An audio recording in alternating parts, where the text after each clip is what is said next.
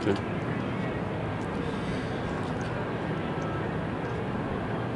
Welcome, Bulldog fans, to Davis Wade Stadium at Scott Field, where number 5 ranked Alabama defeats Mississippi State 38-7, 35-7 at halftime, and really after a 14-0 lead when Alabama had run about 5 offensive plays, 1 after the turnover. You knew the game was over, Steve. Mississippi State did not expect to win this game, or at least fans and media didn't.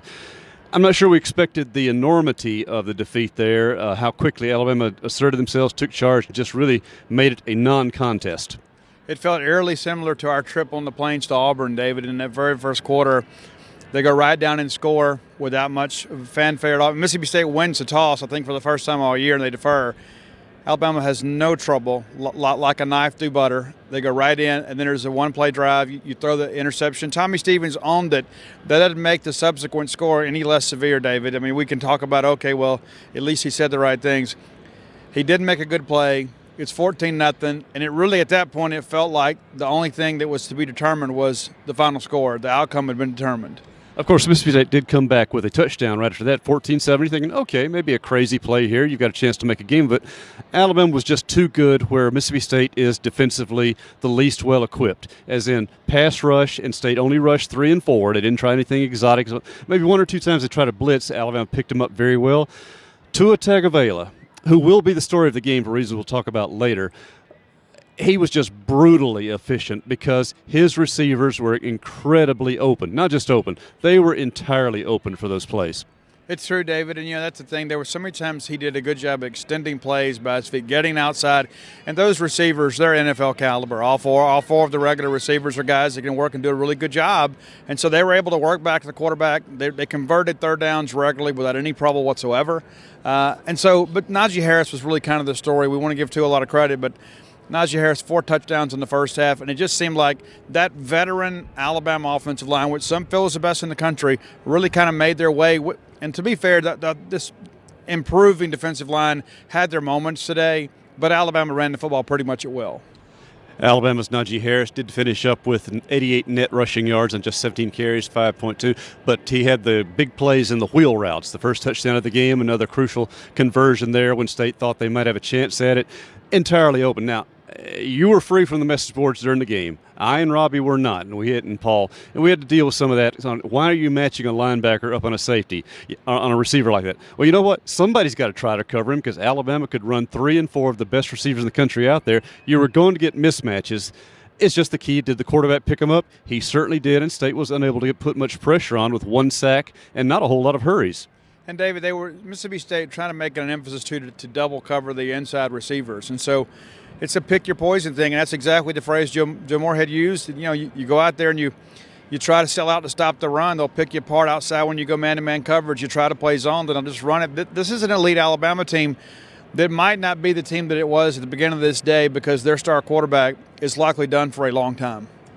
And, of course, we'll talk about injuries in a bit, too. But obviously, Alabama comes out and knocks out that first. State gets them in a 3rd and long. They complete the pass plays. They score the first touchdown, the turnover that you mentioned. State tries to make a game of it briefly. Alabama just knocks it out. And right before halftime, they're driving for another score that they did not need by any stretch of the imagination, which sets up what will be the talking point of the whole day, not just here in the SEC but nationally, because an injury took place, a very unfortunate one and a very ugly one to one of the game's best players, the sport's best players, and things really shaken up, and you could tell the coach's unhappiness was probably somewhat aimed at himself for having Tagovailoa out there at that point of the game. David, you talk to enough people, you can hear whatever you want to hear. But the talk on the sidelines at halftime was that Alabama wanted to just get into the half, and then maybe Tua gets one more series in the third quarter, and then you give the game over to Mac Jones. And Mac Jones, we were told all week, was practicing with the ones at Alabama. They were prepared to start him today, but Tua wanted to play. And it's an unfortunate situation. As you mentioned, David, we don't like all of our SEC cousins, especially the weekends we play them. But you never want to see a star of not just the SEC, but of college football go down on your home field under any circumstances. And the margin of the game at the time will be something that people will continue to talk about. But, these are crazy things that happen. I know people will be quick to point a finger at Nick Saban and say, why was he in the ball game? It's a physical game. People get hurt, and it's unfortunate that it happened here today. Of course, State had a couple of injuries as well. Kylan Hill went out there in the third quarter, but he was on his own power, seemed to be shaking his head like he took a shot there. And Coach Moorhead said he's optimistic he'll be day-to-day this week, which means he ain't going to play against Abilene Christian. Well, maybe not, but Nick Gibson ran ball well today, and Witherspoon, those guys are probably good enough to go beat Abilene Christian. But C.J. Morgan, that's the big loss for Mississippi State today, and done for the year. That's the third defensive player now, third regular for Mississippi State that is done for the year. Of course, Cameron Young was lost against Arkansas. We lose Maury Smithman early in the year, and so those are three guys that Mississippi State was counting on. And so, the good news, I guess, for Mississippi State is that. You probably didn't need C.J. Morgan to beat Abilene Christian, and you'll get Marcus Murphy back when State plays Ole Miss, as we expect the Bulldogs to be at full strength, at least as far as available roster players. And so you hate those things that happen. C.J. Morgan, very emotional when he left in a positive way, kind of trying to pump up the crowd. But we certainly wish him and all the other injured players on both teams the best. Of course, during the week, we speculated that Tommy Stevens would get the start. I know there was some late flush this morning from an ESPN broadcast that for some reason they said Garrett Schrader would get the start. We're not sure where that came from, but we did not think it was true. And in warm-ups, of course, Stevens was working with the number one offense. He played the whole game. He had a good completion percentage. The problem was, certainly the first half when he was 7-11, you'd take that. Had 28 yards in the catches. That's a 4-yard reception. And as Coach Moorhead said, they tried to take some shots. The shots weren't there, or when they did take them, weren't completed. They had to take the checkdowns, and Alabama just covered so quickly. State was not able to get yards after catch, which was the Alabama strong point. Absolutely, David. And listen, this Alabama defense is not what it has been, especially in the front seven. But they're very good in the secondary, and they can really run. They denied State the opportunity to go over the top, and you're right. They forced State to throw the ball underneath when they had a tackle in space. They did. Occasionally, Kylan Hill would get us a little wiggle room there, and you mentioned Kylan Hill being a little bit banged up. We'll see what happens next week, but we do expect him to be full go. We don't think that's going to be a long-lasting issue. But the reality of this is that Mississippi State is not as good as Alabama. Now, everybody knew that coming in, and one of the frustrating things that I think for Mississippi State fans is you look at what's happened in recent years. Last year you beat Texas A&M, you beat Auburn, and really you beat them both well. It wasn't like it was a fluke thing. You lined up and you beat them. You competed well. You go over to Tuscaloosa, and granted you didn't get a lot going on offensively, but you played well defensively. Is the talent gap between these teams in Mississippi State really that sizable? And I don't think that it is. And I think that's one of the things that we have to kind of address kind of moving forward. And I asked Joe about that. How do you begin to narrow the gap?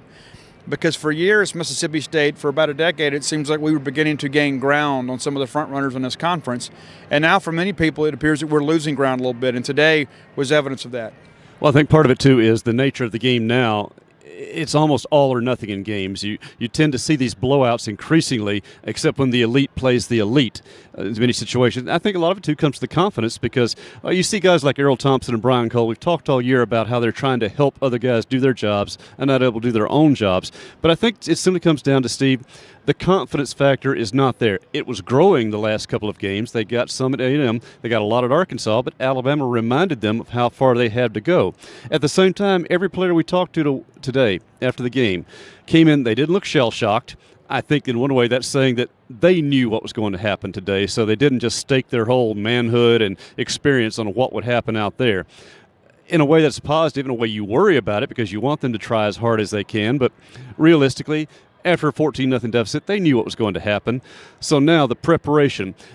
I guess if I look at one stat that jumps out at me, State averaged something like 6 yards per completion, Alabama 16.7 yards per completion. And that's the story of the game because I thought State did a pretty decent job in most cases against the run game. Tommy Stevens ran the ball very well in most situations, and they were giving him more chances to run because they were focused on Kylan Hill, but it kind of bodes well for that. And some disappointment about the receivers out again this game, but still you see some signs there. Steve, do you agree with me? And if you don't, that's fine. That the key now is can Joe Moorhead and staff here in year two bring some confidence, some mindset that, we're in this to win this game and get them properly prepared to start a game and finish strong, much as they did at Arkansas, because that's what these next 2 weeks are all about. Finish strong, go to a bowl, or there's a whole lot of questions to be answered. That's true. I agree on every point. And I think one of the things that helps Mississippi State is you don't have any unwinnable games on the schedule. That's the truth. And State should be favored to win both of these games. The talent gap between LSU and Mississippi State pretty substantial, especially at a skill position standpoint. We knew that Alabama had the receivers that would exploit Mississippi State's lack of depth in the secondary. That was true today. That's not a new revelation. But these final 2 ball games are games Mississippi State should have a chance to win these ball games, and I think there's some confidence in knowing that. It's difficult to take the field against Alabama, a team fresh off a loss to LSU that is still trying to stay in an FBS playoff position, to feel like, you know what, we're as good as them, we can sneak by them. I don't think anybody on the team probably felt that way. I think with these upcoming opponents, the fact that they're really on your level or beneath you gives you the opportunity to enter that game with confidence, saying, you know what, we can go win these 2 ball games, get into a bowl game, and then see what happens from there.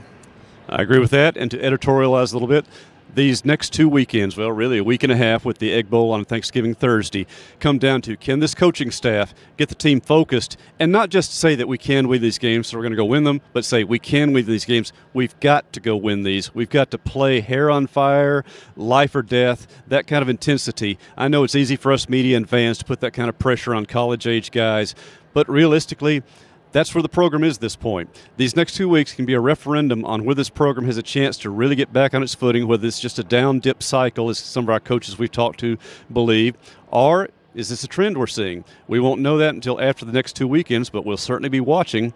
Right now, Mike Nemeth has our flash game story going up. Robbie Falk is working on a sidebar about the injuries today.